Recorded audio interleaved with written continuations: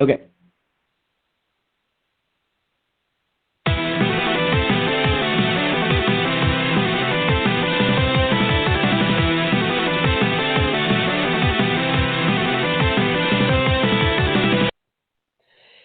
It's a brand new episode of Graphic Policy Radio, the show that mixes comics and politics, and we've got an awesome celebration for our 200th episode. We're celebrating a whole new comic universe with Catalyst Prime from Lion Forge Comics, and we've got 3 amazing guests to discuss it.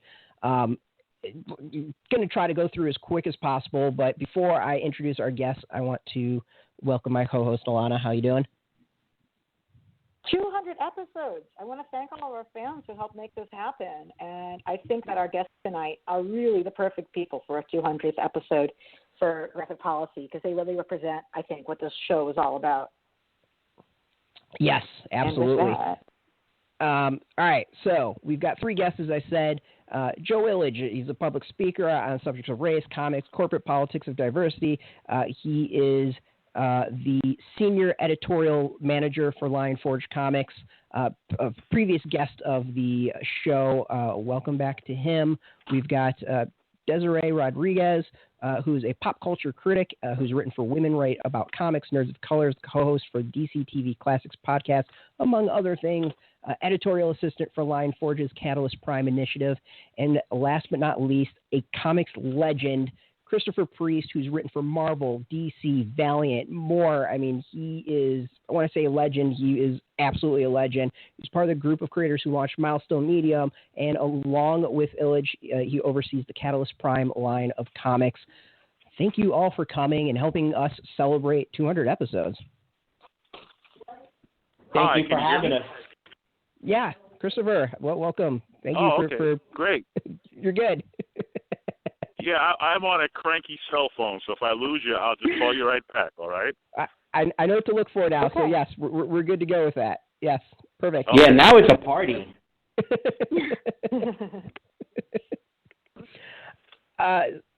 So I really have been saying this is like the most ambitious thing that's happened in comics in an incredibly long time. And I just want to hear from Joseph, how did Lion Forge decide it was going to launch a whole new superhero universe? Wow. Well, so it's tricky. The Catalyst Prime universe actually was conceived by David Stewart II, who's the managing member and CEO of Lion Forge, Carl Reed, who's the chief creative officer, and a group of select people that they got together. And they basically came up with the nucleus of what Catalyst Prime is. And when I was talking to Jeff Gerber, who's the president of Lion Forge, this was during, I'd say, late 2015, because I was doing some freelance editing for them. And when Jeff Gerber became the president, we started a conversation about me coming on as staff. And my primary responsibility as a senior editor would be basically taking over the Catalyst Prime project. So that would be taking something in a very embryonic state and bringing together the right team of creators to really turn it into a formidable universe. Because, I mean, you know, this is Graphic Policy, so we're not going to, like, pull any punches. Like, you can imagine that a bunch of people, you know, were like, what are you, crazy? That's suicide. You can't launch a superhero universe. Marvel and DC rule the superhero genre. And I'm not a fan of the word impossible. So that right there is like, now I'm really going to do it. You're telling me we can't do it? I am now full guns blazing, and I am going to do it, right? Because, I mean, revolution hasn't occurred because people listen to the doubts of other people, right? So you have to have some guts, and you have to recognize that no genre in literature can be solely controlled by 2 companies. That's ridiculous in any medium. So, you know, I took that on, and for me, quite frankly, it was the thematic continuation of the beginning of my career at Milestone Media, which was my first experience in seeing a business in this industry run by people of color and creating a fictional world in which the demographics and the percentages of the population more closely paralleled our own than in any other similar universe in the same genre. So I really said to myself, okay, it's going to start with the writers. That's, where it was going to begin. So in doing that, I realized that, okay, these are all new characters that we're going to ask people to introduce themselves to with their wallets and engage their stories and hopefully become captivated by them. So I know that that's a big hurdle. So to me, what was necessary was to get creators that the fans would be familiar with, because those creators were meant to be the ambassadors, right? So basically, they're kind of metaphorically taking your hand and saying, okay, walk with me into the Catalyst Prime universe. You can trust me. I've been there for you for years. I've written this. I've written that. You know me. Let's go, right? That's someone that you can trust. So I chose people who I felt would be proper ambassadors to the fans. And I guess we can now segue to Priest, because I ambushed him at San Diego Comic-Con last year. That was actually going to be my question, was how you came on board, and I can't wait to hear this story. Well, it's not much of a story. I was invited to San Diego for the first time ever, and I really didn't want to go, but I got talked into going because they're planning to do something to celebrate the Black Panther's 25th anniversary. And then when I got there, I found out that they were not going to do anything with Black Panther, and I said, well, why am I here? So anyway, I was at San Diego, and what a interesting experience that was. It was really overwhelming, and there were just all these people who were introducing themselves to me, or that I'm bumping into, and one of them happened to be Joe Illidge. Now, I did not know Joe, but I knew the name from Milestone and from DC, and then he had Hannibal, whose last name I keep forgetting. Hannibal Taboo. Taboo, yes.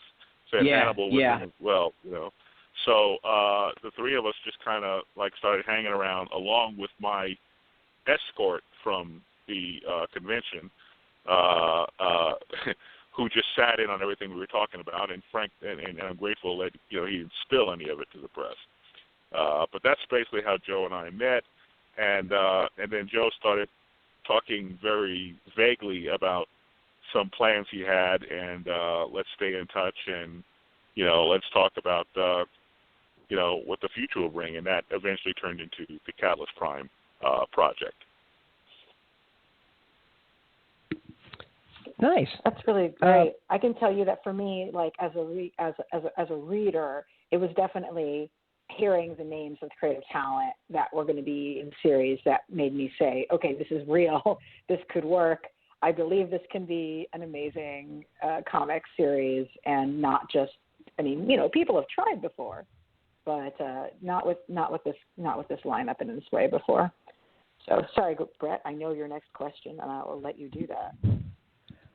I was going to say, was that the 2016 San Diego Comic-Con that you're talking about? What year is this? Yeah. It was 2016, wasn't it? It was last year. Yeah, it was the 2016 one, because Priest was on a panel where he basically controlled the room, and then he started talking about Zero, which was a really revolutionary DC series he wrote in the late 90s, and one of my favorites. So I think I started asking him questions about that, and then I went up and spoke to him afterwards, and that began the discussions that he's talking about. But yeah, it was at the 2016 San Diego Comic-Con. So we're almost at the 1-year anniversary. Exactly, I actually got to interview you at that San Diego. I didn't realize that was like your first one that you got to go to, and you completely threw me off. I think that was one of my favorite interviews that I did that entire year. So thank you for that. I think, I think that it wasn't my first one. I had gone to San Diego, about 23 years ago, but it was a much smaller event, and it wasn't nearly as chaotic as it is. I mean, it's just unbelievable. San Diego is just mind-blowing. Yeah. Oh, yeah. I think that's actually an understatement as to how crazy and mind-blowing it is. For Desiree, how did you come on board on everything, and what do you actually do as your role for the company and the line? It's my turn. I'm sorry. I was so fascinated by what Grace and Joe were saying. They're so articulate. I'm just like, I wish I had the thesaurus of vocabulary that Joe has. I really do. You're killing me because have you read your columns? Yeah. Like your Stop. You're killing me. I'm more articulate, like on a computer in front of me than I am speaking. Actually, I had met. Well, me and Joe had actually never met until I went to New York Comic Con, like in person, until I went to New York Comic Con last year. But we knew each other, online and like through Twitter and such. And Joe always told me, he's like, we need to have a Batman talk. We have to talk about Batman because I love Robin, Tim Drake's, my character, my baby. So he called me up one day and, he was like, do you have time to talk? And I was like, yeah, sure, of course. And I thought he just wanted to talk about Batman, So I'm like pulling out my comics out of my, boxes and stuff. I'm like, all right, let's do this. I'm ready. And then he actually calls me and, he starts talking about, what I want to do in comics and, what my goals were. And I'm such a greedy person. I'm like, I want to do everything. Like, I want to be a part of the entire creative process. I want to write. I want to edit. Like, I want to be there from the get-go and build things with people, new and exciting things for comics, because comics have so much potential. And, you're seeing that in small places, but, there's just not that focus. And then he starts talking about, like, Lion Forge and Catalyst Prime, and he had asked me if, like, I would be interested in, like, a editorial assistant position. And I don't know what I said to him. I like, internally, I know I was, like, freaking out, like I was squealing. Externally, I hope I was more professional and articulate, but I honestly can't remember because I was just so overwhelmed. But, yeah, we got to talking, and I had to go through, some other interviews and such. And I think there was, like, a 2 or 3 week period where I didn't hear anything, so I was just like, yeah, I didn't get it. It's all cool. I was completely okay with that. And then Joe called me later after, like, that little gap, and he was like, you got the job. And I called my mamita, like, right after. And I was like, Mamita, I got the job at Lion Forge for Catalyst Prime for comic books and stuff. And she was like, Jepa, I don't know what any of that means, but I'm happy for you. And I'm like, thank you, Mommy. Like, that's all that matters. That's a classic mom. That's a classic mother response. Yep. Right? Yeah. She was like, Jepa, I don't know what you're talking about, but I'm so happy for you. Like, she doesn't read comic books.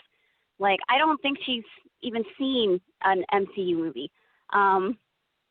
But yeah, and so what I basically do is I help Joe with anything he asks me to do. That's usually what I tell you. I'm like, I try to help Joe and make his life as easy as possible. So, lots of scheduling, I've mastered Excel sheets. I've grown to love charts. We talk about talent, we talk about art, we talk about, scripts, we go through all that stuff. I'm learning so much every time I work with Joe. And, our Monday talks are always exciting. Our Friday end of the week talks are always great. I always feel just really excited to be a part of this new universe. Because Milestone meant so much to me growing up. Like, if anybody's listened to the DC TV Classic podcast that I've done with Keith Chow and Brittany Monet, I've talked about, and you should. What Milestone. Very good. Yeah, just like Static Shock and Milestone, all that stuff. Like, that was so formative. So being a part of something like that from, like, the ground up has just been, I'm very, very blessed, and I'm very, very grateful for it. Almost I'm not, because I'll just keep rambling with my squeaky voice. Yeah, I mean, I could add a little to Desiree's story from my perspective because,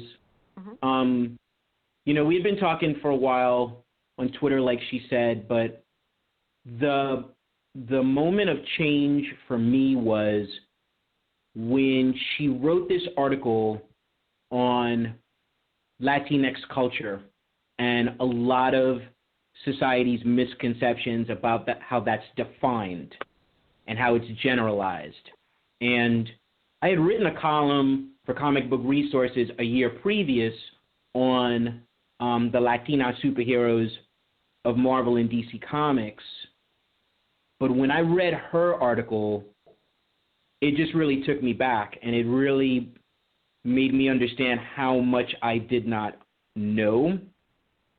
And I realized that a mind that astute needed to be on this side of the equation, needed to be here to to have an impact, to have influence in, you know, this genre and the fiction. And, you know, to kind of go into some detail about some of the things that Desiree does, she's a major advocate for consistency of cultural characterization, and that goes to color charts so that we have consistency in the skin color, hair color, and eye color of all of our characters. It's making sure that we don't just say, oh, that person is Latino. No, where are they from? Are they from Mexico? Are they from Puerto Rico? Where are they from? Do we have too many Mexicans in the universe? Okay, let's just chill out here. We need to expand on this. And, you know, when we have our Monday morning calls are basically like warm-ups for the week. Our Friday morning or Friday evening discussions usually involve me saying, okay, Des, what would you like to talk about? And then Des says, okay, I have a list. And then I fasten my seatbelt and I say, okay, what are you going to teach me today?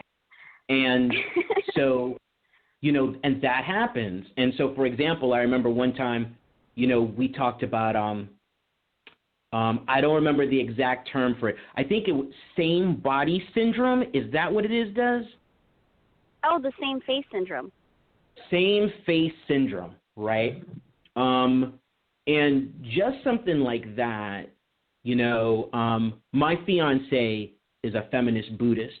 So Des would tell me stuff, and then I would tell her stuff, and she'd be like, yeah, that's amazing. That's happening in comic books, right? And it really just makes you think, like something like that, as simple as that, you realize that there's this basic characterization of women in comics that is pretty one-dimensional. And so something that we have endeavored to do in the Catalyst Prime universe is make sure that we're looking at different body types. And that came from a Friday conversation, and, you know, it just reminded me, okay, we're going to be more vigilant on that. So when we deal with our artists and we're dealing with character designs, Desiree is there in the conversation, and it's really helpful and informative, and I feel like it's necessary for this industry. And if I look at a lot of the books that are coming out, I feel like such a perspective is devoid at other publishers, and we can do better. Woohoo! You guys are really, you know, like singing our tune. I frequently have pointed out, you know, when comics have inconsistent portrayal of characters, race and stuff like that, which generally trends toward the character getting whiter and whiter over time, and how that's a problem. And I, you know, doing these sorts of sheets and like making sure that it's part of how everyone is intentionally thinking about the characters is so great. Like you guys are applying all the lessons that, you know, fans have been really, not, I don't just mean fans, but like really people in the critical space, you know, have been raising, and I could not be more excited. I mean, one of the things that I thought was such a cool illustration was that somebody had asked you that you had a tweet, Joseph, saying, like, check out Lion Forge where the Latino guy isn't a sidekick, he's the speedster on the team. And somebody asked, oh, well, what kind of Latino? And you're like, he's a second-generation Mexican-American. And I was like, yes, because you've actually thought about this and done the real world building. So that brings me to my second question, which is, what you guys, because you're completely building a world from scratch, like, how did you decide the different nationalities? And because you definitely have a way more global as well as multinational, multi-ethnic, and diverse breakup of who the team is. I mean, I immediately fell in love with the fact that the character who you might kill me for describing her this way, but I think that fans would probably understand what I meant by me describing this way. Your world's Tony Stark type character is a Latina. She's like from Chiapas, Mexico, and your sci-fi story is like based out of Chiapas, Mexico. That's amazing. Yep. So like, how did you decide specifically like who's where and what? Yeah, wow. That was my idea. That was my idea. Chiapas. Well, Priest made like some major, and I mean major, contributions to the characterization of Lorena Payan and her importance in the Catalyst Prime universe. And I'll be perfectly honest with you, you compared her to Tony Stark, and as far as I'm concerned, Lorena Payan could bitch slap Tony Stark, because Lorena Payan is not an alcoholic. Lorena Payan is very self-aware. And, she, like, when you look at someone like Stark, right, and I'm a fan of Iron Man, but, Stark came from privilege, and Lorena Payan did not. Her origin was revealed to some degree in the Catalyst Prime The Event one-shot. You're talking about a woman who lost her father, her mother, her brother, and was left alone to take on a company that the patriarchal power forces of Mexico wanted to take from her. Uh-huh. And how she managed to persevere against that is a story we're going to tell one day. But and I might be reading between the lines, but it sounded like her family was in part maybe killed by state-sponsored violence. Maybe you can't answer that. But that was something that I kind of read in. Well, yeah, I mean, it's kind of interesting. What happened for her was, like, her mother died when she was very young. Her father had become somewhat wealthy based off of his business interest in Mexico, and he moved to America, and he took his kids with him, and they created what was Foresight. The first Foresight was in America, and it was basically like the story of, the immigrant coming to America and starting something in America, right? And when the father died, the children decided to take it back home. And by doing that, they totally changed the dynamic, because they took this powerful company, they took it back home, and then suddenly they gave a bunch of Mexicans jobs. Mm-hmm. And so you don't have all these Mexicans now coming to America because they can't get jobs at home. Like, there's this big corporation, which is global, and it wants to give its people work. So by doing that, they changed a world dynamic, right? And when the brother was killed, because the brother went into politics, because he was trying to clean Mexico up from the drug cartels and the corrupt police and the corrupt military, and he got killed. And so you kind of have this circular story about this family and a dream that leaves a home and comes back.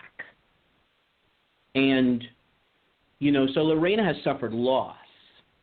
And that's part of the gravitas we wanted to give her, because she kind of reminds me of Oprah Winfrey in that way. It's like, it seems like Oprah Winfrey wants to be a mother of the world. She doesn't want to have any kids, but she wants to be a mother of the world. So Lorena sees herself in that way. And, starting the story out in Chiapas was important for that reason. And, when Priest and I were doing the script, we really had a lot of talks about how it was going to be framed, and he really came up with the superstructure for it. And to his credit, he came up with the twist of Catalyst Prime, the event. And I remember when we were talking on the phone and he said it. And he was laughing diabolically. And you remember that, right? You were laughing. You said, "What if blah, blah, blah, blah, blah." And I was just like, yeah, but that was my regular laugh. That wasn't my dialogue. Oh, is that what it was? Okay. I just remember you said that, and I was like silent for a few seconds, and then I said, "Keep going." Like, keep going with that. And then once we thought about, what that means and why, it's like, oh man, let's go. And then that started to inform a bunch of other things. So, I'm really proud of that book as a way to start off the universe. And going into, what Desiree contributed to that book, we were dealing with two different artists, Marco Turini in Italy and Will Rosado here in New York. And one thing that we believe in is like comprehensive research materials, because you know what I hate? I hate when all women's, well, one of the things I hate, because there's probably like 25 things that I hate. I hate when all the women's fashions are the same ass boring, bought off the rack at JCPenney fashion. I hate that. So, like, Des basically developed like the ultimate Lorena Payan reference guide. And we gave that to our artists, and we give that to our writers. And I just gave that to a colorist today because he got her complexion wrong, and he gave her this boring color for a business suit, and her nails weren't painted. I was like, this woman is a billionaire. She is going to represent herself with impeccable taste. Here is the PowerPoint reference guide. Please redo this page, right? Because that kind of characterization must be consistent,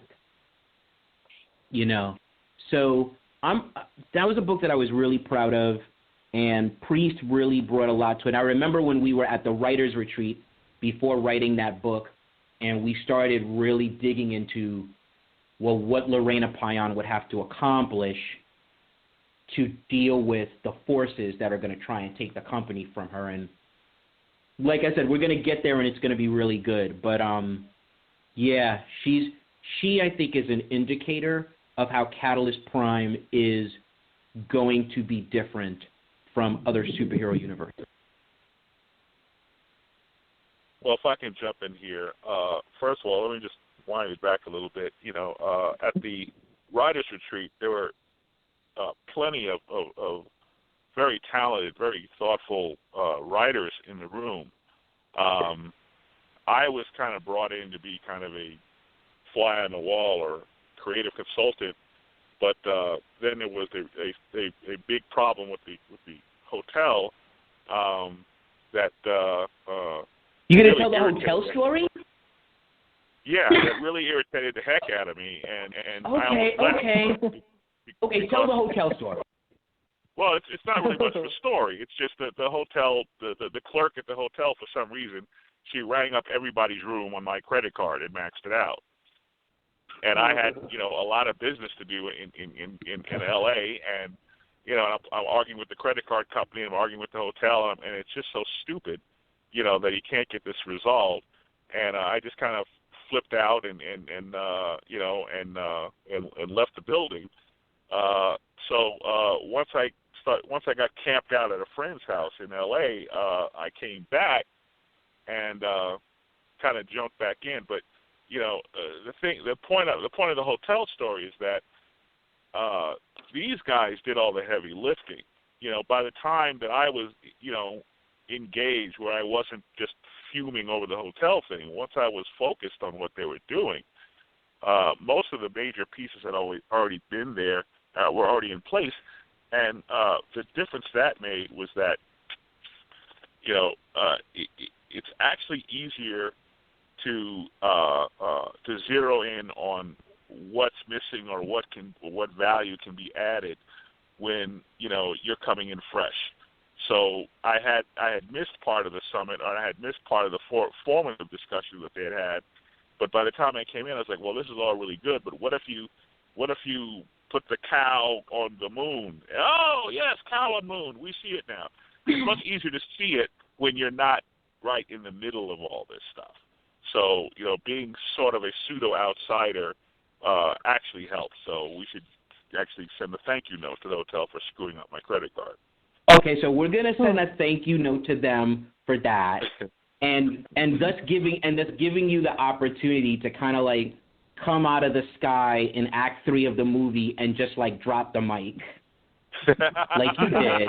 That's basically what you did. It's just like I'm gonna geek out. It's just like in DC Comics, the Golden Age, which was that alternate reality version of the Justice Society, and it's basically like how Alan Scott Green Lantern would like not become Green Lantern again for like 3 out of 4 issues, and then in the 4th issue, in the big story with like Adolf Hitler's brain in like this superhero's body, and like suddenly Green Lantern comes out and he's glowing and he's floating in the sky, and he says something like, your day ends now, villain. That was Priest.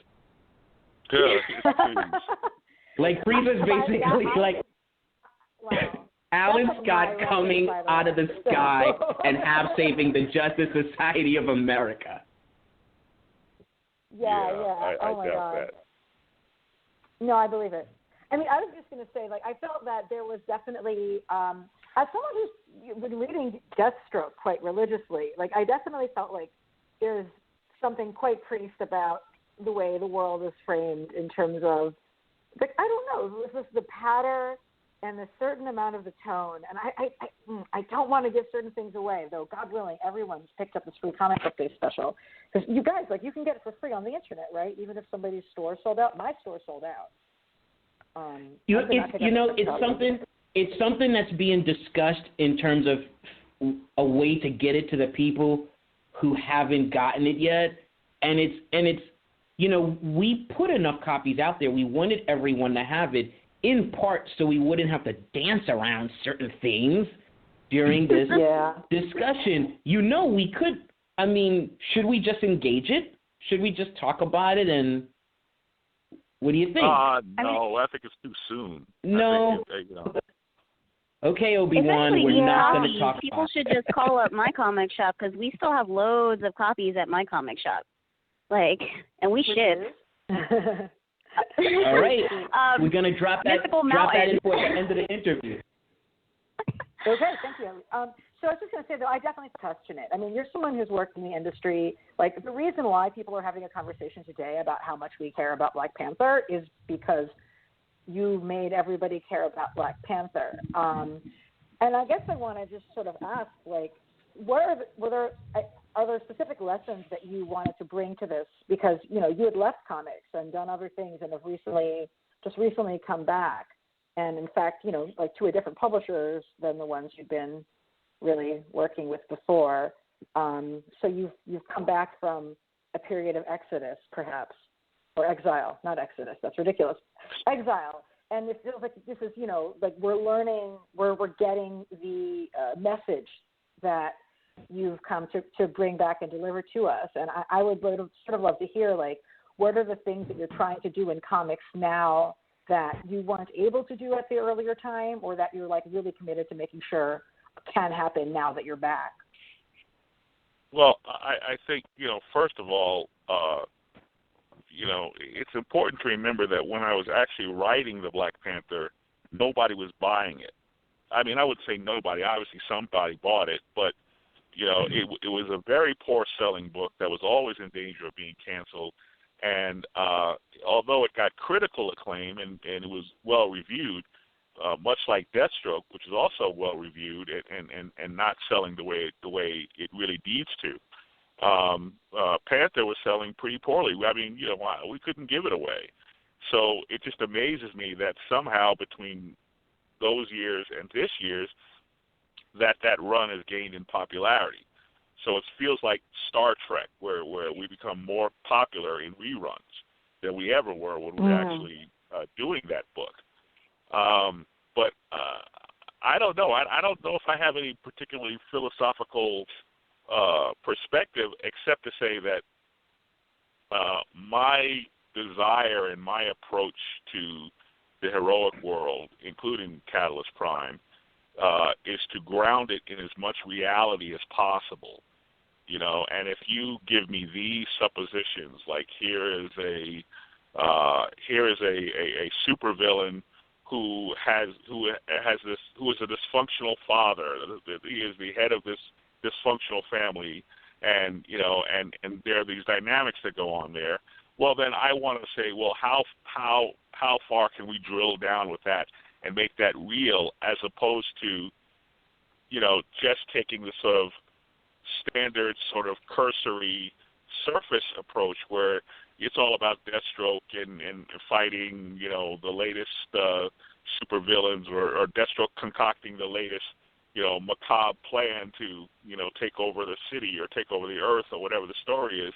You know, I'd rather just get down into the character and into the person and write him as realistically, like, what if this guy was actually walking around? You know, what would this guy be like? With Catalyst Prime, it was a lot less. It was much easier to handle that because their whole world is grounded in reality, and the suppositions that they take are all kind of reality based. What if this happened? What if that happened in real life? You know, how would these things come to pass? So what I find, I don't read a lot of comic books, but you know, the few that I do, or the few that I am privy to or shown, I have a friend who's constantly showing me, you know, comic books, and I'm kind of reading through them. A lot of superhero comics are still written, with no offense, but they're written in a very fan-based approach, and it's all kind of larger than life, and everybody knows everybody's secret identity, and all the heroes like each other, and the average man on the street, he sees, you know, Batman swinging across whatever, and he goes, "Hello, Batman," and he's happy to see Batman protecting Gotham City. Well, that's just not realistic. You know, in the real world, you know, you see Batman, you know, you call the cops, or you take a shot at him. What the hell is that? You know, I mean, I tend to come at it from a different perspective, and I don't. A lot of the comics that I'm seeing, and no offense, but all due respect to the other writers, you know, they don't really speak to me. They come across very juvenile and too fantastic, and it's just, I need to make the world as real as possible for me. So when the superheroic, when the fantastical part jumps off, it pops out of that reality. If everything is larger than life, then nothing pops, and it's all just, you know, a Jim Carrey movie. It's all just very silly. So, you know, if anything, that's kind of the approach I would take in anything that I was writing. You know, it's kind of like Neil Adams. When Neil Adams broke into the scene in the 70s, you know, he started drawing everything in a very photorealistic style, which was exciting and new and different, and we hadn't seen that before. And with all due respect to Carmine Infantino and, you know, Irv Novick and all these other greats who, you know, including Jack Kirby and John Romita, you know, who were drawing cartoons, you know, Neil was drawing photographs. He was a precursor to, now his name escapes me, the painter, the famous painter at Marvel that does all that stuff. Alex Ross, that does all the photorealism. So I tend to think of myself as writing in the same vein as Neil was doing photorealism in artwork. I try to bring that same sensibility that Denny O'Neil and Frank Miller and people like that, where they really grounded Daredevil and Batman and things like that. And that's kind of the tack I take, because that's the kind of comics that I want to read. And that's, you know, that really speaks to why I reached out to Priest for Catalyst Prime, because Catalyst Prime is grounded in science, how science impacts our lives profoundly, And when you're talking about character motivations, I'll give a shout out to a friend of mine, Brian Edward Hill, who's the writer of Postal for Top Cow. We've known each other for years, and he said something to me, and I never forgot it. He said, everyone is the hero of their own story, right? And when you think about that, when you think about, like, you know, how Priest characterizes Slade Wilson, when you think about Lorena Payan, you know, these are people who can get up in the morning and look at themselves, and they're totally comfortable with who they are and where they fit in the societal ecosystem. So, you know, Lorena is particularly complex, and it had to be informed by that kind of a perspective, you know. So that, to me, I feel like is really part of the difference with our universe, and I think it's what's going to make it really stand out as distinctive, that it's going to deal with more grounded relationships between people and forces in society, and characters who are a bit more complex. Because, you know, I was a Batman editor at another part in my career, and now I can't read a Batman comic with the Joker. Like, you know, I'm serious, because I just can't purchase the idea anymore that the Joker lives. The Joker is a freaking mass murderer of historical levels. And even if the Batman wouldn't kill him, and Batman wouldn't kill him because his father was a doctor, his mother was a social worker, he believes life is sacred. Okay, the world courts would kill that bastard. Yeah. Kill Saddam Hussein, the Joker would get killed. And here's the thing about the Joker getting killed. If you kill the Joker, there will be another Joker. Because the Joker is such a primal force in society that you kill him and someone else will put on the white makeup and the red lipstick and the purple suit, and they will become that necessary chaotic force in the universe. So the Joker as an intellectual property could continue. But the idea that the single person who represents this chaotic force in the DC universe continues to live after just killing and killing and killing and killing and killing and killing and killing and killing and killing and killing is ridiculous. It's ridiculous. Yeah, but that's also part of the conceit of comics, though. It's kind of a necessary conceit because you can't kill off the Joker because he makes too much money for the company. Right. You can't kill the Joker as the intellectual property, as the person who is going to plague Bruce and his family and try to convince the world, illuminate the world to its own hypocrisy. But an individual can die, and another individual can become that person, and that person can die, and another person can become that person. So it's like, yeah, I just can't buy that anymore, and I don't care who you get to write it. You get the best writer to write it, and I'm like, Joker still alive? Yeah, okay. Oh, no, they don't let me write the Joker. I'm not important enough to write that. I never get to handle Lex Luthor or a Joker or anybody really important. No, that's never going to happen. You got to put Superman in Deathstroke. I what? You got to put Superman in Deathstroke. Yeah, but I had to fight to do that, and it wasn't pretty. Believe me. Oh, jeez. Your issue with Damian and Batman and Deathstroke was fabulous. Yeah, so fabulous. I love that issue. And I think when you actually illuminated yourself, like why do we like you writing it? I'm incredibly picky about reading comics where villains are the protagonists. I am fascinated by those, but so many comics where villains are the protagonists absolutely end up glamorizing them in ways that might be cute if you're like a 15-year-old, but I don't find cute as an adult who like interacts with the world and sees how like evil is enacted on people. And you write Deathstroke, and I always joke about this on the podcast, as the worst dad in the world, and he doesn't think he is. Obviously, he thinks he's doing what he has to do, but you're able to simultaneously have him be a believable person who wakes up in the morning and knows, like, this is my life and is the hero of his own story, without making us think that he's the hero in his own story, and without watering him down or without making him glamorous. It's hard as hell. But that's the challenge, though, because I often have to keep reminding DC, like I have to send them little memos every now and then and go, okay, reminder, Deathstroke is a villain, because I would get occasional, because I would get notes. I would get notes. It's like, wow, he's being so mean to his kids, and I go, villain, oh wow, he's being a real jerk. I go, villain.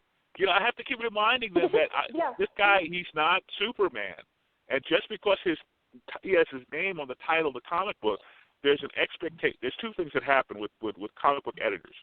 Okay, one is that they become overprotective of the character, where they round the corners off reality and don't let the character experience anything because they're fans. And I tell the editors, look, you have to decide right now which it's going to be. Are you going to be a fan or are you going to be a professional? Okay, because the fan is always going to want to have a happy ending and have their characters protected. Okay, and then the other thing,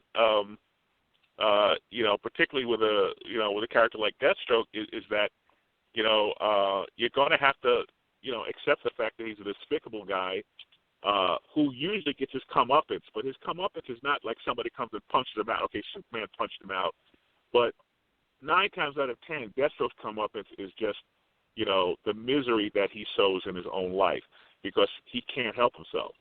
Now, with Catalyst, what really impresses me was Joe's willingness to let, let's take Lorena, for example, to let a character be complex, to let her be seen in not so great a light. He's not overly protective of her, and we were able to create a very complex character who is both a hero and a villain at the same time.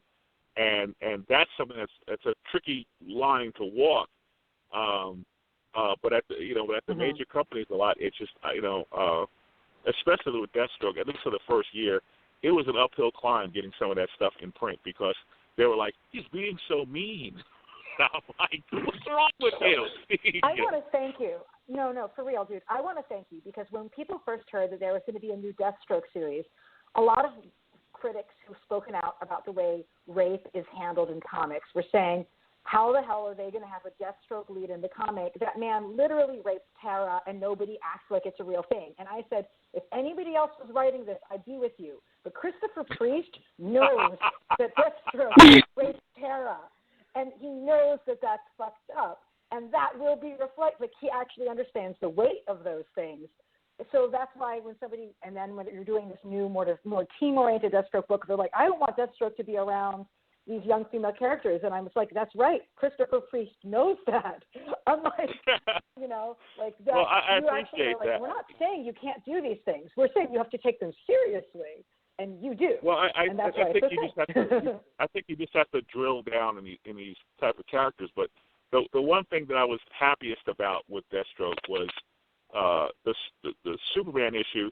That was all about why Deathstroke is allowed to walk around, because I felt like we had to tell that story in order for the series to have any credibility.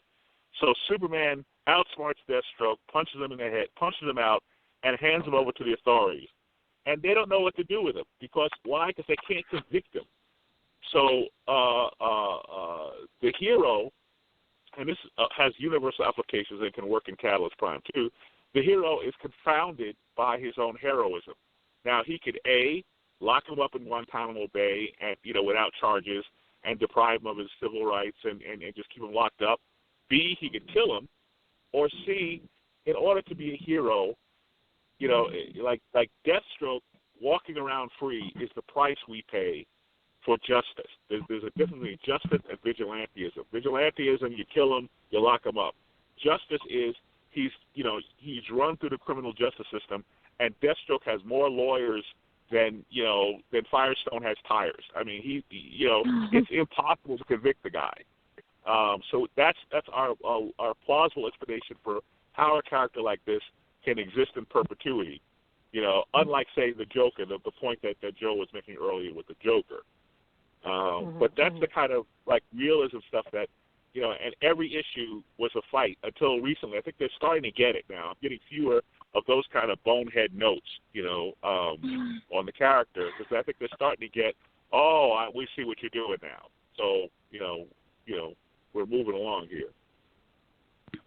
Just one other thing. It's like, we're doing this team thing where Deathstroke is putting together essentially his own version of the Teen Titans, you know, and I got stupid notes again.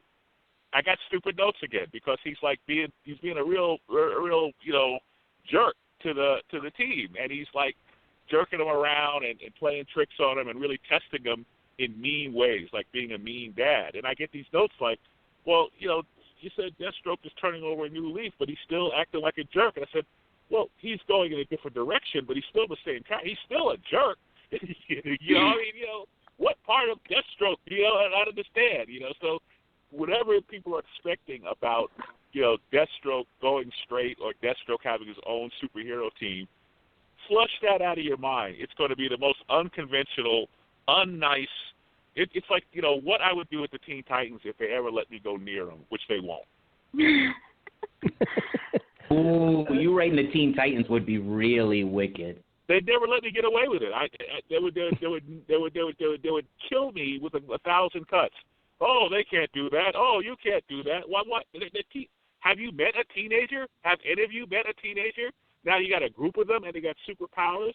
You know, Teen Titans has always, due respect to the other writers, always missed the boat, because teenagers are the most selfish, self-centered, you know, cruel people, you know, and you're not dealing with real teen issues, suicide, teen pregnancy, you know, feelings of inadequacy, bullying. None of that shows up in Teen Titans. Why? They're just not writing the book realistically enough. So I just decided to make up my own, roll my own, as it were. Wow. As a former teacher, I can totally back up everything Priest just said. Like, even though my teens were nice to me. Yeah, I've always joked that I've wanted an Archie that actually deals with those issues, because none really has. And holy shit, if Archie was actual teenagers that dealt with real teens, it would be the most twisted, messed up book out in the market, and be beyond amazing to read. Did all of you have a chance to see 13 Reasons Why, the Netflix series? I haven't seen it yet. I've not heard about it. It's amazing, and it chills you to the bone. You really deal with the reality of this kind of peer pressure and issues surrounding teen suicide. But, you know, that series, if you watch that series, that's what the Teen Titans should be about. And the Teen Titans is never about that. It's about, you know, let's fight this big villain, and let's run here and do this, and, you know, and it's like, okay, this is what I'm talking about. It's this heightened reality, you know, but the implications of teenagers with superheroes teenagers with superpowers, the implications of that are so much more interesting. So, Joe, when you get around to it, you know, let's talk about doing me homework again. A teenage teen book, and do it the right way, because I think you've got guts, and I think that that Lion Forge, to their credit, you know, whoever Joe is answering to, either Joe has like some incriminating photos of them, or they just put a lot of trust in them. Because they're really letting you swing out on a limb here, pal. Yeah, it's, you know, I don't have any photos of anybody. I will say that I feel like the title that we're really going to get into, like teenagers, is going to be the Superb title, which will be coming out in July, written by David Walker and Sheena Howard, penciled by Ray Anthony Height, inked by LeBeau L. Underwood, colored by Veronica Gandinian, lettered by And World Design. Had to give all those people their props. I think that's where we're really going to get into getting into what happens when teenagers get superpowers, whether they can control it and whether they can't. How do authority structures respond to that? And how do teenagers respond to each other, right? Yeah. And, you know, I will say that one thing that we are concerned about with the Catalyst Prime universe is that there will be a passage of time and also that characters can die, right? And when I think about teenagers, one thing I think about is that for them, like, it's kind of like there is no past, there is no future. It's just like today. So if my heart is broken today, I will never, ever feel good again because I don't see it tomorrow. Right. Today is all of reality, right? That's exactly right, yeah. You know, so if that's your perspective, if today is all of reality and you are angry today and you have powers, what the hell are you going to do with that? You know, and if Superman tells you it's going to get better, you're going to say, bullshit, Superman, it ain't getting better. Life sucks and you don't understand anything. Like, that's what a teenager with superpowers will tell Superman. Like, you don't understand anything, dude.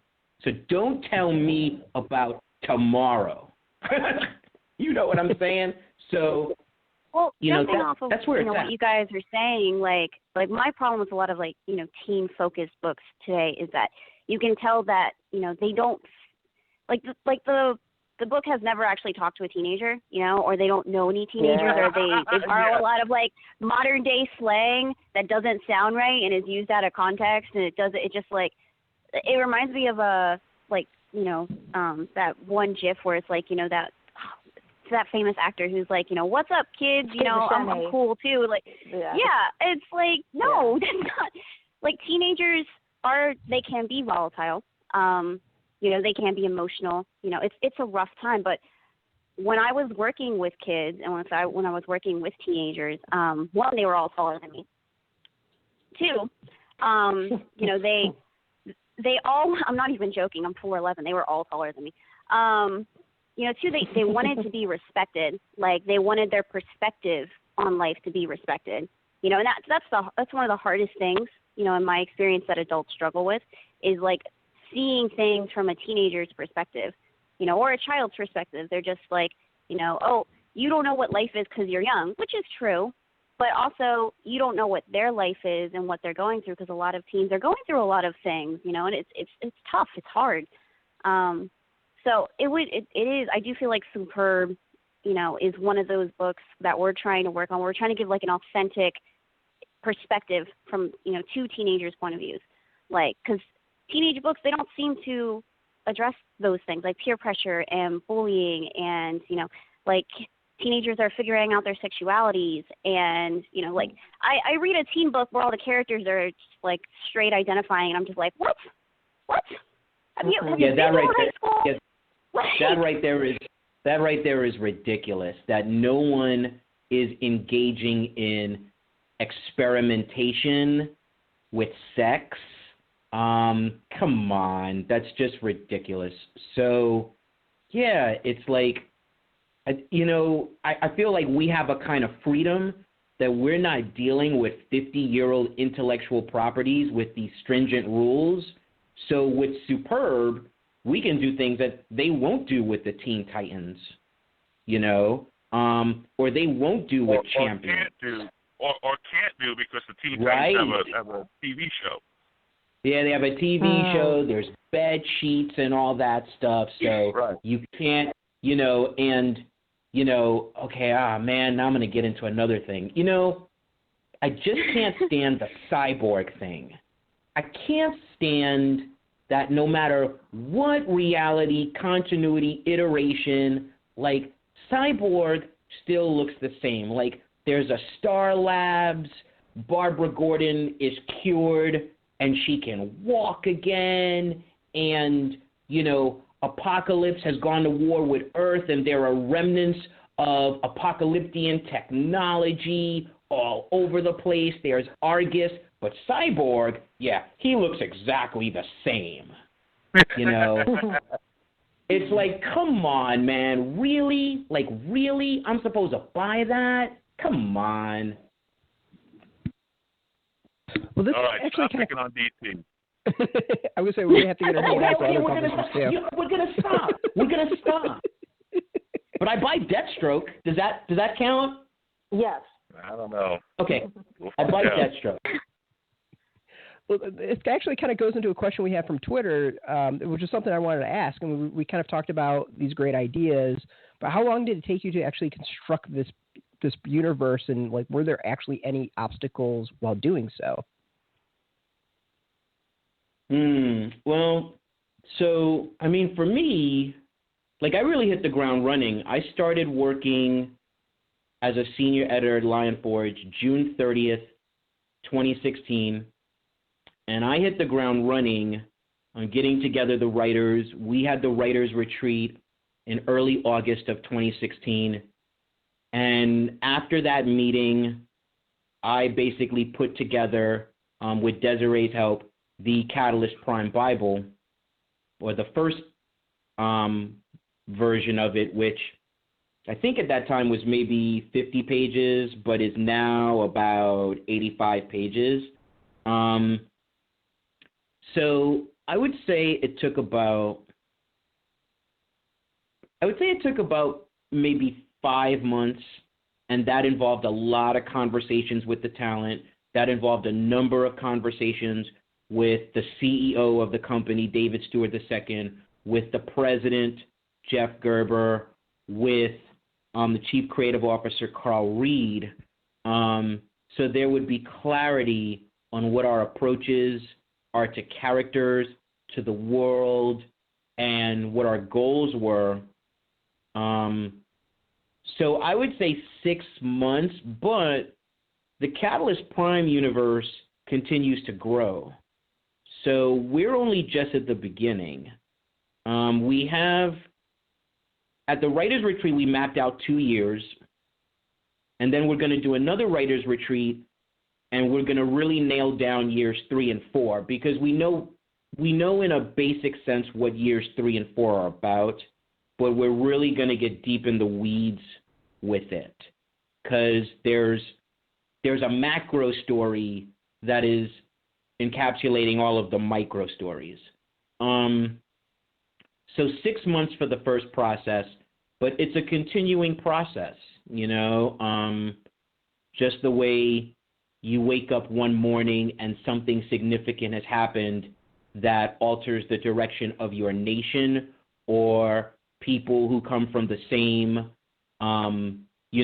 community as yourself. Catalyst Prime goes through the same things.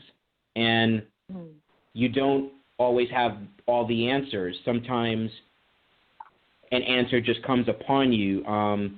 Desiree and Priest and I and Brandon Thomas and Amy Chu had a series of discussions in different pieces about Lorena Payan's sexuality or sexual preferences, for example. And that's something that we're going to get into, and we're going to define it. But you don't always have all of the answers in the beginning. Sometimes you just get a revelation and you say, that makes perfect sense. And then you discuss it with other people, because as a senior editor, while I'm responsible for maintaining the integrity and the intention of the Catalyst Prime universe, I can't be arrogant enough to exist in the echo chamber of my own opinions. So I'll talk with the other talents and say, hey, what do you think of this? And that's how interesting discussions come into play. Mm-hmm. There was another. There was a question. Well, go ahead, Alana. There's a question that sort of has been hinted at around here, which is, who is the readership for this in terms of like the age range? I mean, when I was a kid, all I read was adult stuff. Like, that was my religion, was to never do anything for kids or read anything for kids. So my perception of what that audience is skewed. But, when you're launching this new superhero universe, and it definitely has specific sort of more realistic and science-oriented tinge to it, but you want it to be open to a lot of people. Like, I'm not talking about like is it rated PG or is it rated R? I mean, like, what is the age range of people who are going to be comprehending these stories in different, you have different titles with different writers, but I wasn't sure if you could sort of spell that out a bit for folks who are looking at buying a series for young people and things like that. Oh, absolutely. If you look at the cover of Noble Number 1, which is the first book that came out, it has a clear rating that says 13 and up. And retailers have told me that they really appreciate that, so that they know what age range they can and cannot recommend it to. During Free Comic Book Day on Saturday, May 6th, when Will Rosado, who's one of the artists for the Catalyst Prime, the event One Shot, and I were doing some store signings of the book, we showed some pages to parents. And we would say, hey, read this first before you give it to your kid, and just be sure, So we have it right on the covers, ages 13 and up. And as an editor, and I imagine the writers believe this as well, and this speaks to teenagers and what we were talking about, the worst thing you can do is assume that teenagers are unintelligent and can't grasp complex concepts. So when I think I was 10, I remember reading Chris Claremont and John Byrne X-Men, and there was stuff going on in there I could get, and there was stuff going on in there that I would only learn about later, in terms of sex, in terms of the Hellfire Club, and what happens when you mix wealth and privilege with a dominatrix society and stuff like that. But the thing is, reading Chris Claremont's X-Men did not twist my head around or turn me into a sociopath or anything like that. And if there was something that I didn't understand, like a concept, when you're dealing with Marvel Comics, you read about things like cosmic rays, unstable molecules. You read the official handbook of the Marvel Universe, and you're like, what? You go look it up. You go to a dictionary, you look it up, or nowadays you go to your computer and look it up. So if a book like Catalyst Prime, the event, gets like a 13-year-old to go to their computer and learn about some things, learn about the years that women did amazing things in space, learn what non-binary means, learn about Chiapas, Mexico, I'm thrilled at that prospect.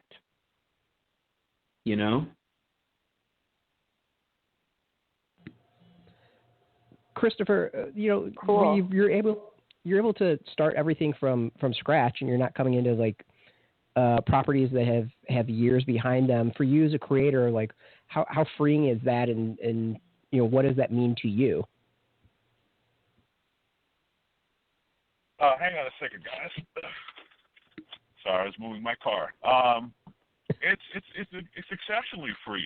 I think any writer that doesn't have to assemble a jigsaw puzzle of continuity in order to do his job. I mean, that's the best. That's the thing the best thing you can hope for. Beyond that, what I'm used to doing, obviously, is coming in and seeing what's already been done, and how to do my thing without erasing or saying that the other things didn't happen. Okay, what's going on there? I think Des has a cat. Des, is that your cat? That's not my cat. Who's got a cat? Does someone's cat want to be interviewed? That was Rocket. I'm throwing him in another room with some food. Are you gonna tweet us pictures of Rocket? Absolutely. Okay, I want to see. You should totally do that. Seriously. I love cats.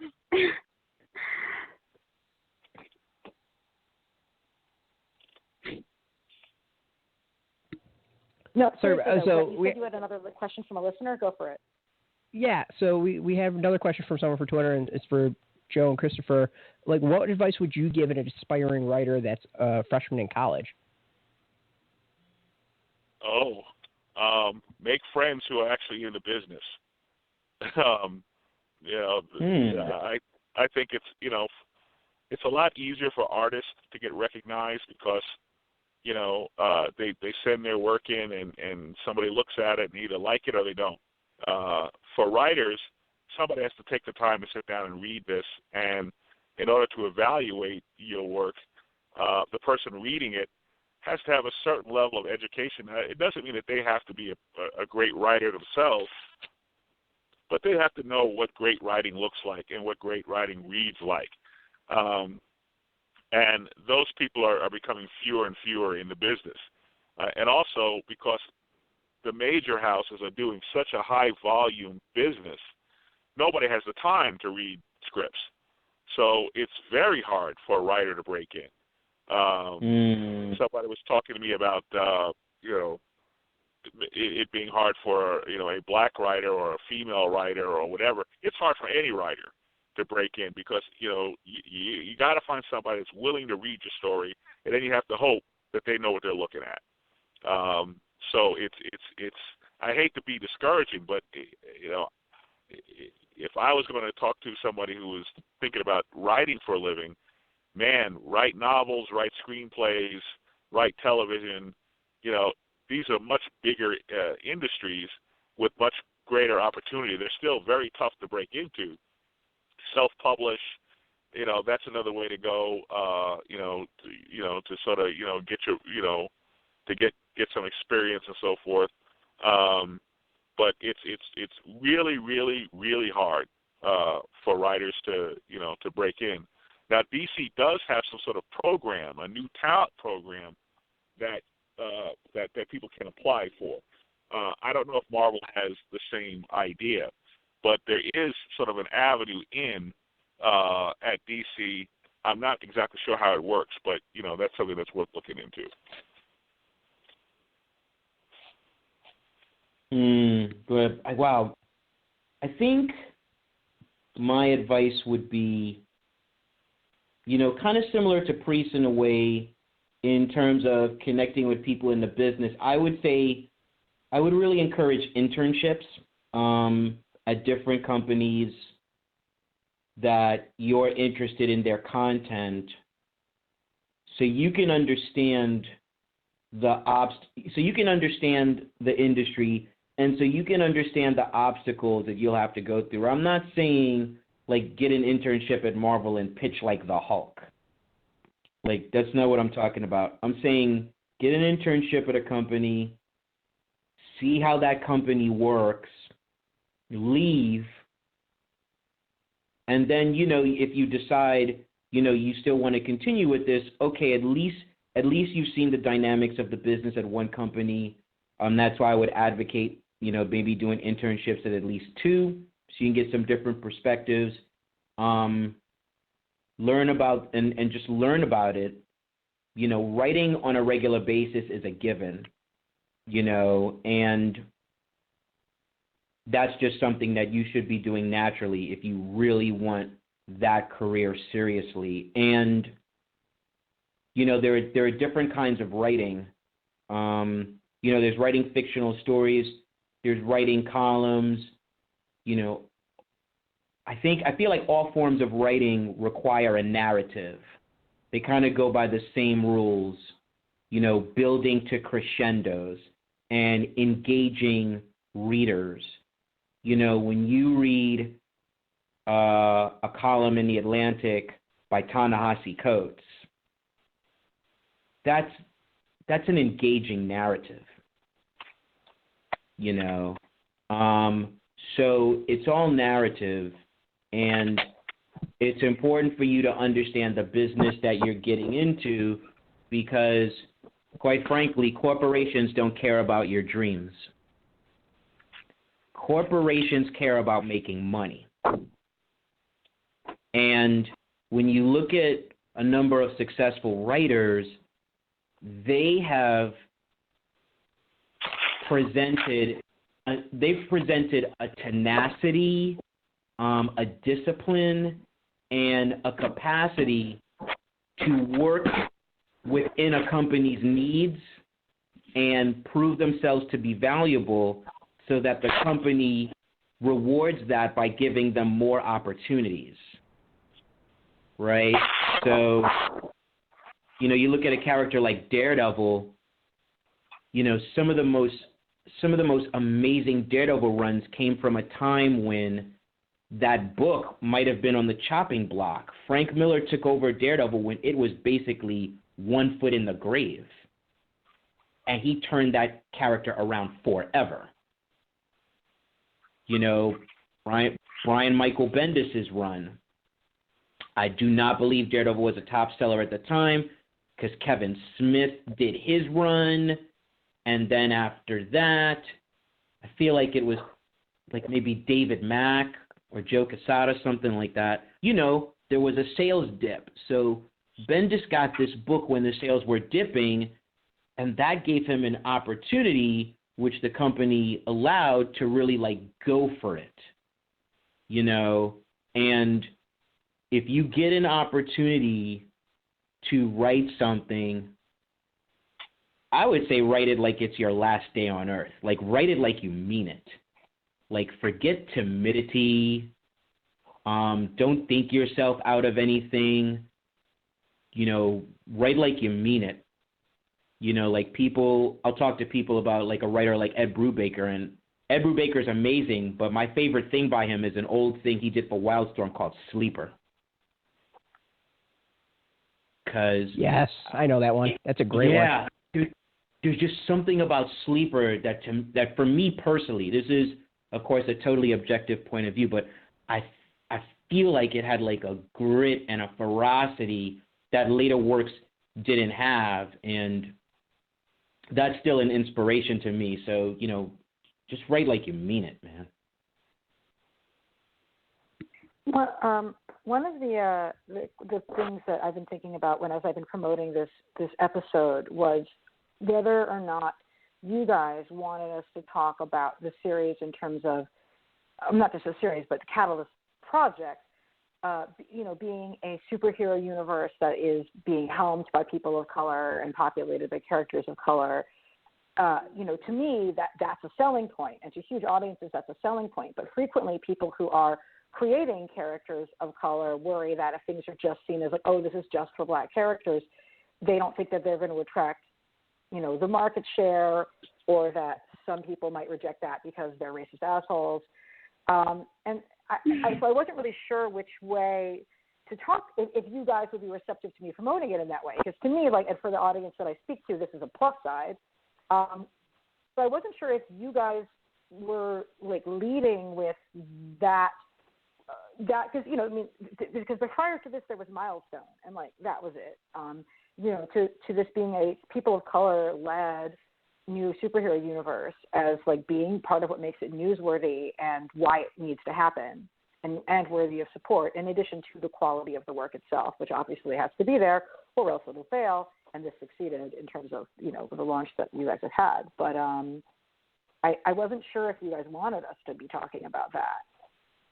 But I felt like I had to, because Yeah, we gotta talk about it. Well, you know, the thrust of Catalyst Prime is quality and consistency.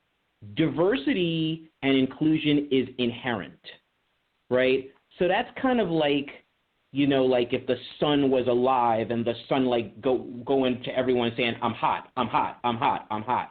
It's like if you look at the creator lineup of Catalyst Prime, if you look at the staff lineup of Lion Forge, if you look at the universe, I don't have to say diversity. It's clear.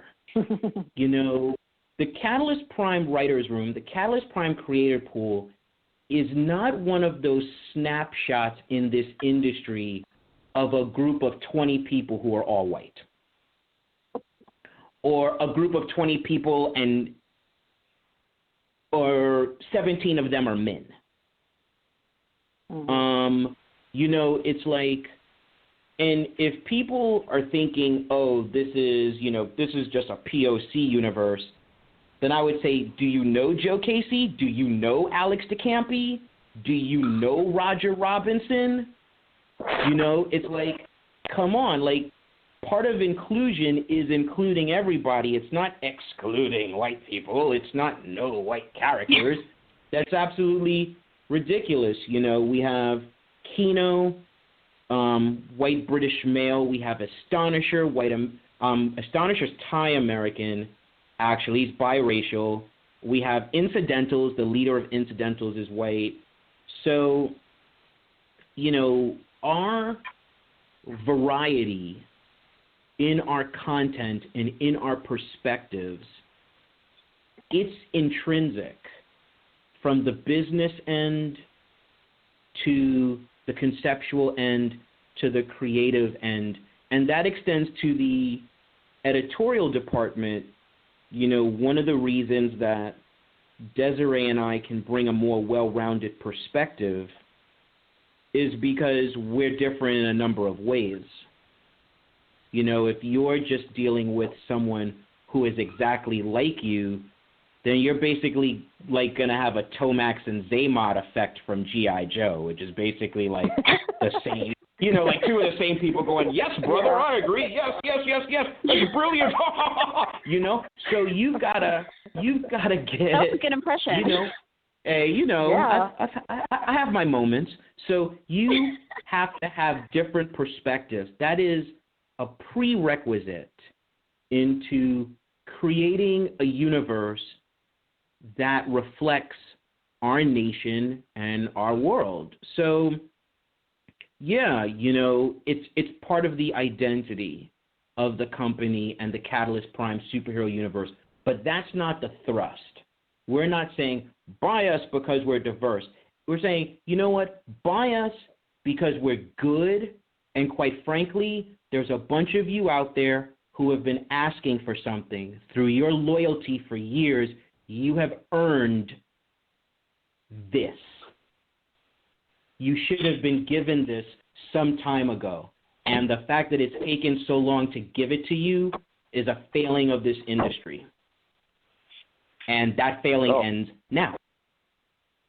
Well, from my perspective, I don't really think about it at all. I don't think about it in the way I don't think about, you know, is Apple Computer diverse, or is, you know, is Google diverse, or whatever. I don't really think about it. I kind of accept it as a given.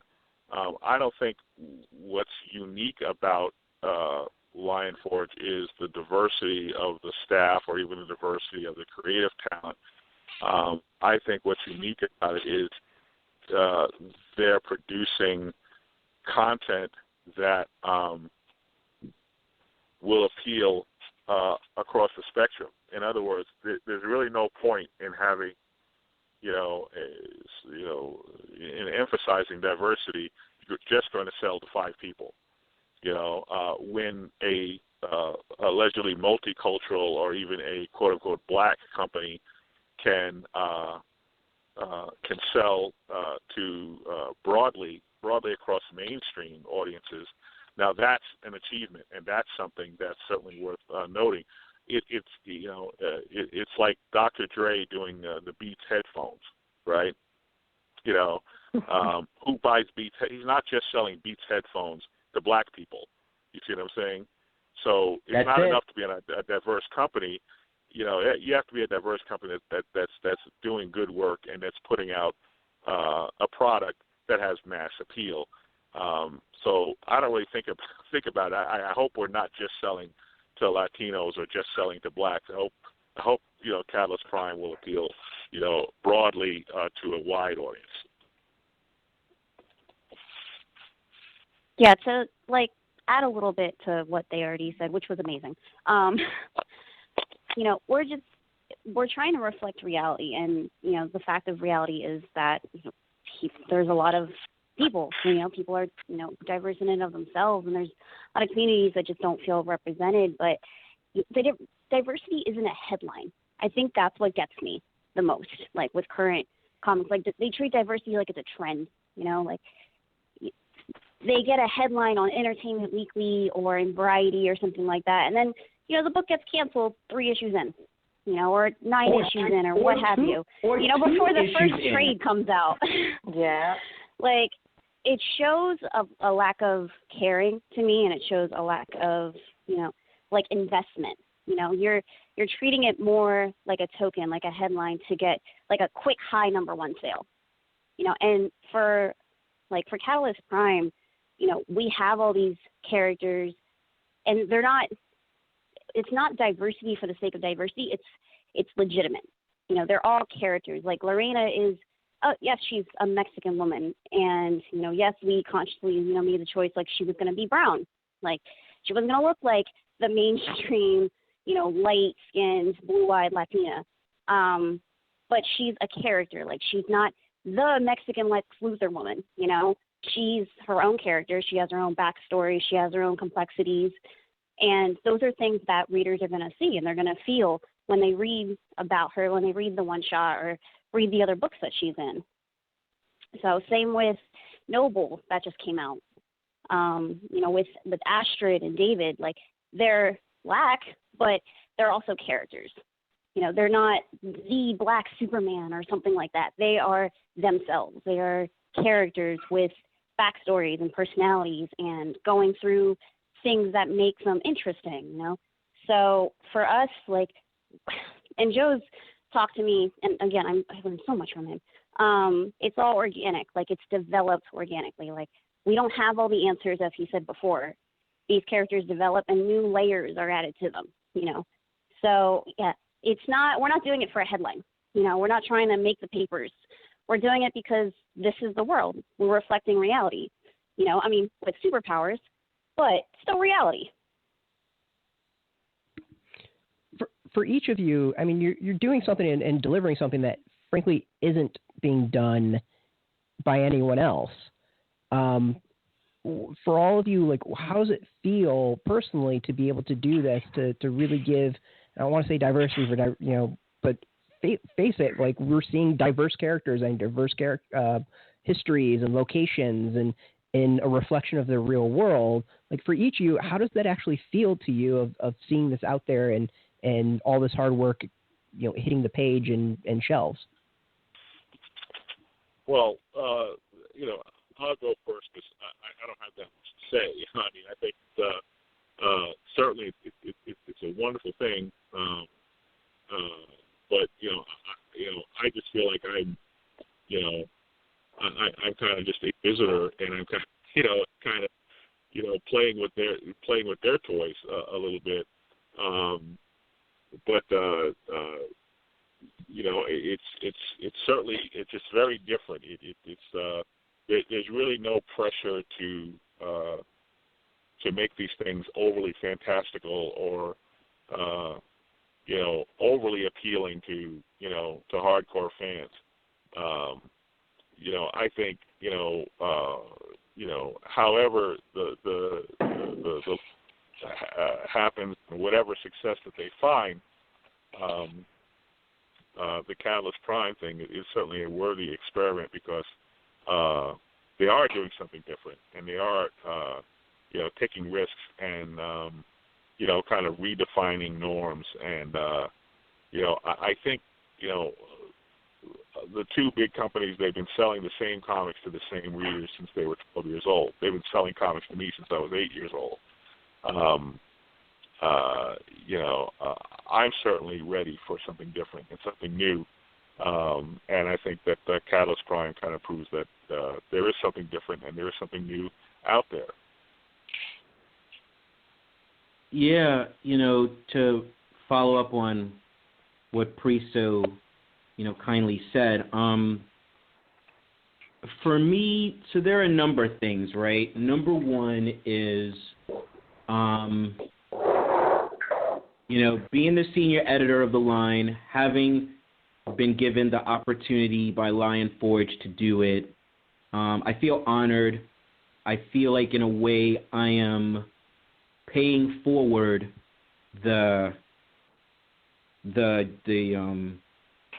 visualization of possibility that was shown to me by Dwayne McDuffie, Dennis Cowan, Derek Dingle and Michael Davis, and through his initial contributions, Priest, that I saw what was possible. And that level of possibility has been gone for a while. And I'm honored to be able to help bring it back. And, I'm really touched by the positive reviews and responses that we have received from the fans and the retailer community and the journalists and reviewers on Catalyst Prime, the event, and Noble #1, because, we all know that in this industry, people can pull out their knives and they will dismember you, man. If your book is not up to snuff, you are toast. And as far as I can tell, the response has been really unanimous that people really like this introduction to this world, and they want to go on for the ride. They want to see the rest of it. And so, when I say this is the year of Catalyst Prime, that's not hyperbole. We are going to be dropping, a new title almost every month for the rest of the year. And by the time you get to Christmas, you will see the breadth of the line, and you will see all the characters. And I think it's going to be exciting. And I think people are going to just really care about these characters and their stories. I kind of equate myself to a babysitter in a sense. I'm not a parent because I didn't really come up with these characters, but I'm a caretaker. And so I'm not going to choose any favorite children. I love all of them equally. I do think there are certain characters that are going to particularly connect with people. I'm very proud of how Summit is coming along, which is the title that will be done by Amy Chu, Jan Dursema, and World Design, and Kelly Fitzpatrick, which has a queer female lead and is going to really be a story about, what happens when you're knocked to the bottom and you have to climb your way back up. And that's something that I think anyone can identify with. You know what I mean? So I see it as a serious responsibility, and we're going to follow through with it.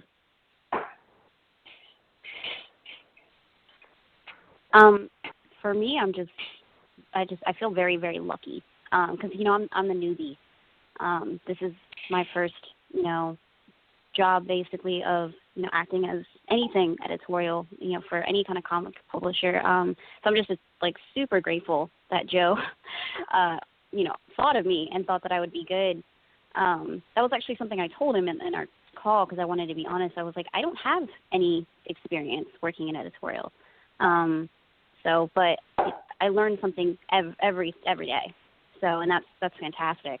So I think people are responding really positively. I work at a comic shop too, and I run their social media, so I get to see how people are responding directly, and see people buying these books or grabbing them, on Free Comic Book Day was amazing.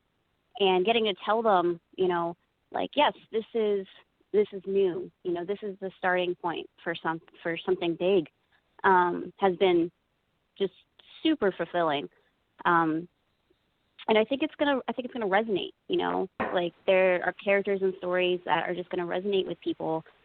And I'm just really, really grateful that I've gotten this opportunity to be here at the start and to hit the ground running and to help in any way I can to just continue to help it grow and flourish. Speaking of growing and flourishing, what can those of us who are excited about the comics and want to see them be successful do, and what are you guys doing to make sure that folks who aren't already in the comics reader community know about the series and how to get it? because we can be loud and insular, and a lot of publishers do a terrible job of letting anyone who's not in the fandom know. Yeah. That's a really good question, because it is a problem in our industry. So I'll tell you a few things that we're doing. So number one, with our superb title, in which one of the two main characters, Jonah Watkins, a.k.a. Cosmosis, is a character with Down syndrome. So Lion Forge has partnered with the National Down Syndrome Society to be able to work together to take, this superhero fiction and help bring attention to real people with Down syndrome, and to, galvanize a discussion about the fact that I think a lot of people look at so-called disabled people and think that they're not able at all. And that's a serious misconception and a hurdle we have to get over. So working with the National Down Syndrome Society is going to be a way to expand and engage a narrative of better understanding. So that's one thing that we're doing. Another thing is, just as a company, we're really doing a lot of outreach. Devin Funches, who's our head of sales and marketing, Cindy Barwick, who's our director of merchandising and licensing, Christina Steens Stewart, who's our social media and community manager. They work tirelessly to get the word out about Catalyst Prime and Lion Forge as a whole. David Stewart II, who's a managing member and CEO, is someone who is a strong believer in philanthropy. Jeff Gerber, the president of the company, is a social advocate. And so we are looking to get word of the books out beyond the comic book stores, and that's why you saw write-ups in Entertainment Weekly, Hollywood Reporter, Sci-Fi Magazine. We're going to make sure that they're digitally available so that if your neighborhood is a comic book store desert and there's not a comic book store for 200 miles, you have technology, you will be able to get the book. And, this is just the beginning. One thing that we also do is we hand out pre-order cards on social media so that you can take that to your retailer and order the book. And social media is full of people who don't even read comic books, but a number of people who aren't, like Wednesday warriors, who aren't necessarily going to the comic book stores every Wednesday because they're not deeply into the culture, they can see our pre-order cards. And I try to really talk about universal themes in our comic books.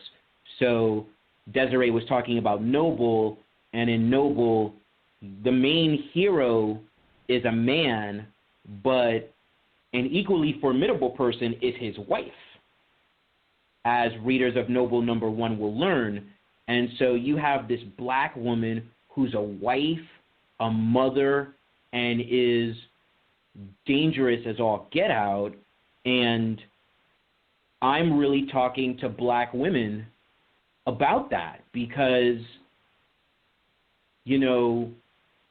a lot of them are just being introduced to black superheroes, I would say, through the Luke Cage television show. I mean, we're not going to count the X-Men franchise because what they've done to Storm is a disgrace. But so they're finding out about Misty Knight through Luke Cage. Okay, what else is there? And there's not that much else.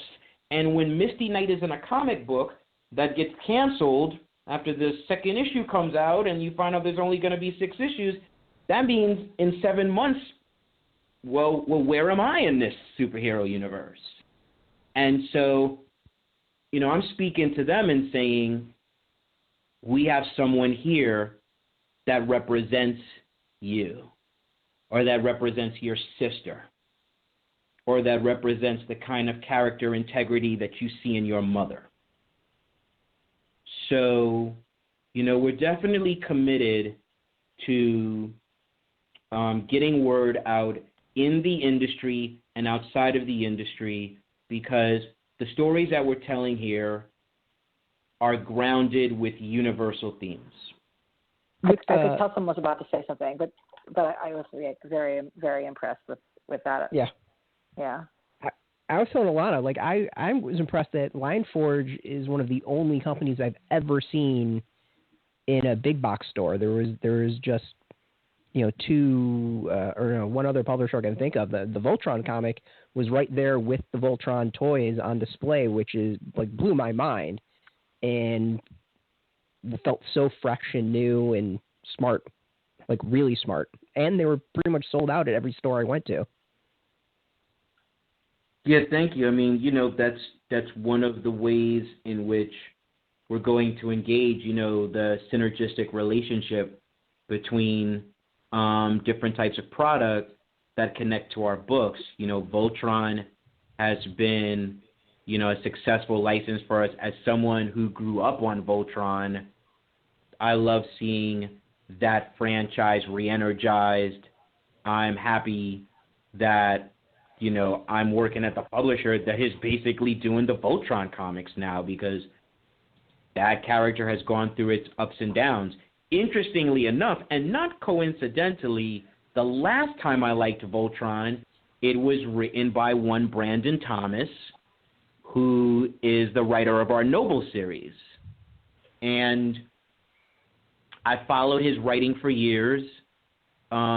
He's a friend, but I didn't hire him because he's a friend. I hired him because he is amazingly talented, and quite frankly, he should have been writing a superhero comic book a long time ago. But due to the inequities of the industry, that did not come to pass, so I'm glad it comes to pass with us. And part of that is because of the way he does character. When he did Voltron before, he treated it as science fiction and intrigue, and the characters had relationships. Keith and Allura had sex, and I was like, hey, this is Voltron to me.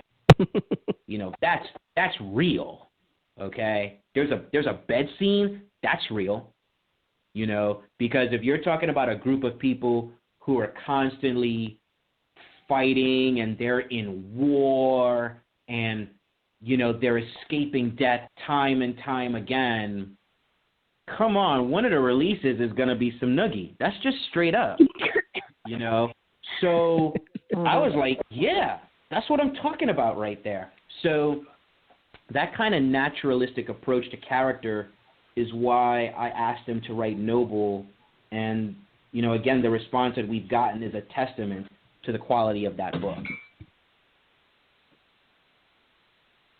One of the questions we got on Twitter that kind of fits into the whole marketing aspect of it is what conventions do you know that you'll be at this year that folks can come see you all at? Definitely San Diego Comic-Con, definitely New York Comic-Con. I believe we'll be at the Baltimore Comic-Con. I am not qualified to answer all the conventions that we'll be at. Yeah. That's really more Devin Funches. I was about to say that might be the most head of difficult sales and marketing. Yeah, definitely I'm going to be going to more than I have been historically. I think it's important to get the word out about Catalyst Prime. I think it's important to meet more talent, to meet more creators out there, and to engage the creators and to engage the fans face-to-face instead of, almost exclusively across social media. So, I think our convention presence is going to grow because Lion Forge as a company is growing significantly, and Catalyst Prime is just one imprint of the total Lion Forge publishing slate, which is really going to speak to comics for everyone.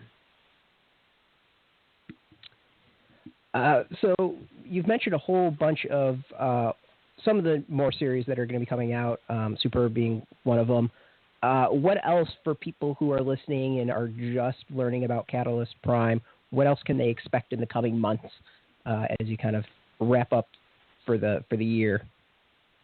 You go into that year. Okay, well, so I'll tell you one thing that I will do right now is, let's see if I can do this so this can time with the listeners. Well, what I'll do is after this, I'll tweet out what is the Catalyst Prime release schedule for this year. So basically, this month was the premiere of the Noble series by Brandon Thomas, Roger Robinson, Saida Temofonte, and Juan Fernandez. Next month, June, will be Excel. So that's by Joe Casey, Damian Scott, Robert Campanella, Janice Chang, and Sigmund Torre. July will be Superb, which I mentioned earlier in the discussion. David Walker, Sheena Howard, Ray Anthony Height, LeBeau L. Underwood, Ann World Design, and Veronica Gandini. And that's going to be our team duo book. And Excel is our speedster book, the Mexican-American speedster we talked about earlier, Daniel Dos Santos. And August is going to be the introduction of our team book, Incidentals, by Joe Casey, Ramon Govea, Larry Stroman, Rob Stoll, Snakebite Cortez, and Saida Temofonte. And then that'll be the end of phase 1 of the Catalyst Prime release. And then September we'll take a break from number ones and give people a chance to exhale. And then in October we ramp up again with Astonisher, and that's by Alex DeCampi, Pop Mon, and World Design, and Jessica Colleen.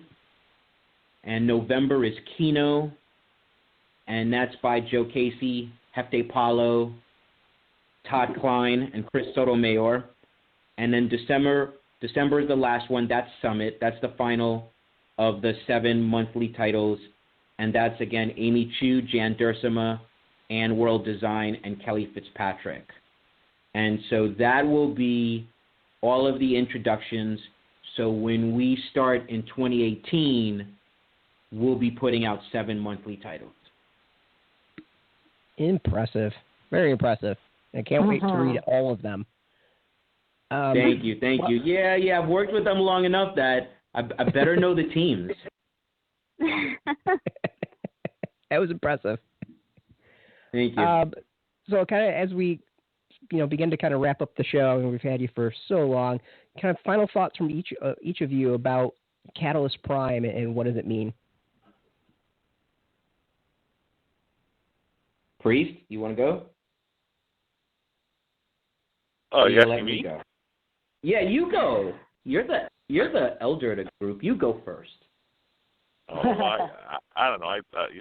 Certainly Catalyst Prime represents a real alternative to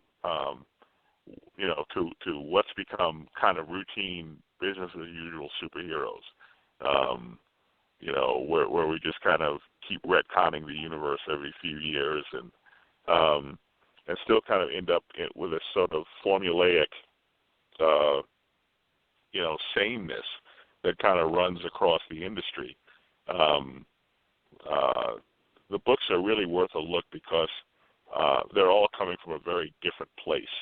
And I think one of the things that I was concerned about with even with the one-shot was it was difficult to describe the plot because at face value it sounds like something you might have read before or films you might have seen before. Oh, it's an asteroid coming to destroy the Earth, and what's unique and different about it are the things we can't really talk about without giving away the store. So, that would probably be my, advice to people who are kind of sampling or looking in, at the new launches is that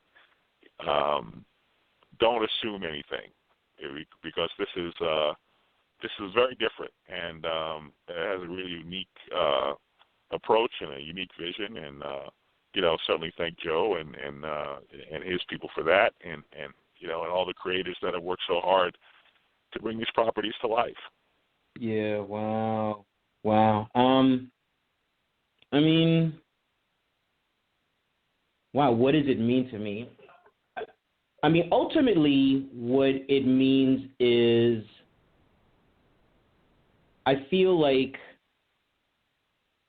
I'm following through on the kind of things that I've been talking about for years that the industry needs. And, I've written columns where I have been, very upfront about analyses of the practices and the publishing palettes of the two major titans in the business in America and in the genre. And I feel like what we're developing here is a line of books that is the criticism, that is the statement, that this genre is not done by a long shot. And I remember last year, there were so many people, and some of them were luminaries in this business, and they were talking about this genre as if it's responsible for the degradation of the industry and the medium. And I'm like, what are you talking about? I had given up on DC Comics for a while, and then someone gave me this amazing book called DC: The New Frontier. And it reminded me what a beautiful place the DC universe is. When I think about the editorial cultures and philosophies by people like Dwayne McDuffie and Dennis O'Neil and Karen Berger, I know there's still a lot of possibility in this genre and in this industry for giving creators opportunities, for developing an editorial culture that nurtures creativity and invites outside of the box thinking, and creating books that people can just really get into and not necessarily be depressed, not necessarily see violence for the sake of violence and things like that, and just really get to resonating stories about human drama magnified by the convention of super abilities. So to me, Catalyst Prime, it really speaks to its name. It's going to be an agent of accelerating positivity in comics. That is my hope. That's what we're working towards. What about you, Desiree? Oh gosh, how do I follow that up? I would say that it's like revitalization. Because Cape Comics, they feel stagnant because that there are so many retcons and there's so many number one releases, and there's like $10 books and 5 Deadpool titles out at once, and it feels bogged down, and the books that are trying to tell interesting news stories kind of get drowned out in the noise. And what we're trying to do at Catalyst Prime, what I think for sure we're accomplishing, is to revitalize like the potential, that possibility, that creativity that still exists, and to tell those stories that feel sincere, about characters and people within like a high sci-fi world. And it's not platitudes like we were speaking about earlier, when we're talking about consistency in skin color or consistency in or building like fashion PowerPoints and things. It's to build characters down to a fundamental level, because people dress certain ways, from their hairstyle to wearing jewelry or no jewelry or things like that. Like fans notice these things, and they're gonna call you out on it, and rightfully, because it's frustrating when you're a fan of something, and it feels like that medium doesn't respect you as a fan or your intelligence as a fan. And I definitely think we respect our readers. We respect their intelligence, and we respect the universe that we're building and the characters that we're building. So I think it's that sincerity that's making us, that's going to make us stand out. Where we really put thought into what we're doing. And, I did a bunch of research on space stations. I don't know anything about space stations, but I did the research because it was important. It was relevant to what we were doing. And just those seemingly small things are all put together to make the bigger picture, to make the bigger universe work. So yeah, for me, Catalyst Prime is that sincerity, that revitalization of what comics can be and should be. Very nice. And on that note, we're going to begin wrapping up the show. We're at the 2-hour mark, which is awesome, and thanks so much for staying with us and chatting all this time. Before we go, we always like to ask guests to basically pitch themselves and let our audience know where they can be found online, or any projects they want to work on. So I'm thinking we'll go Christopher, then Desiree, then wrap up with Joe. I'm I'm not much of a social media guy, so you're not going to find me on social media, but you can always find me at ChristopherPriest.com, where my website is. Obviously, I'm still working on Deathstroke, and in the fall we'll be launching an Inhumans book from Marvel, which is kind of like if you saw the film X-Men First Class. We're doing that with the Inhumans, so it's like the Inhumans when they were teenagers, and sort of doing an Inhumans Year One thing for Marvel. There's a project coming up with Catalyst Prime that we can't announce yet. That'll be next year, and then some other stuff that I can't talk about because it hasn't been announced yet.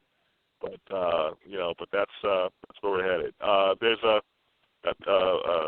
Teen Titans annual that's coming out. There's a big crossover event at DC with the Titans and Deathstroke. So I'm writing the annual this year, so that'll be coming out shortly. And I think that's about it. Thanks for inviting me for the chat. I had a great time, and everybody take care. Yep, thank you so much. Desiree, where can people find you? Yeah, people can find me on all my social media platforms at latinasmediamusings.com or on Twitter at Boricua Desiree.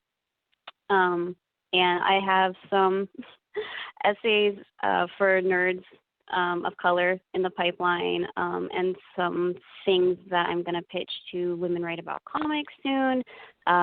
Elena, I promise I'm going to write something for graphic policy one day. It's going to happen. I have a pitch. I just have to work on it.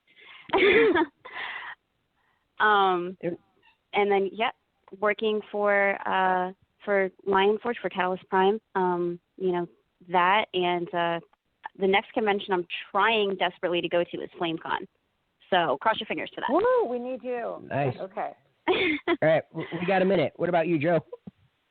Okay, I'll try to make it quick. You can find me on Facebook as Joe Illidge, on Twitter as Joseph P. Illidge, on Instagram at Illmaster1, and I'll be at the San Diego Comic-Con and New York Comic-Con this year, and I will try to make it to Baltimore Comic-Con.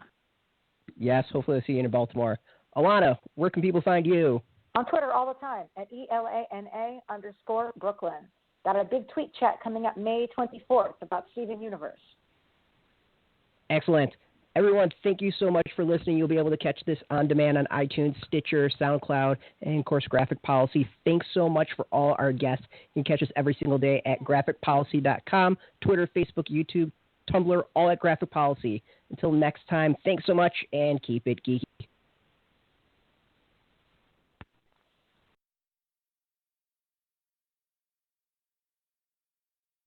Hey, thanks for watching the previous video from Graphic Policy Television. Just by watching, you help support our site. Thank you so much. Now, if you're watching these videos, you probably care about geeky things like movies, television, comic books, toys, games, video games, you name it. You can go and subscribe right now to our YouTube channel to stay in touch and catch all the new videos, or check out our website at graphicpolicy.com. There's a nice link on this end of the video. But as always, thank you for watching. Keep on rocking and keep it geeky.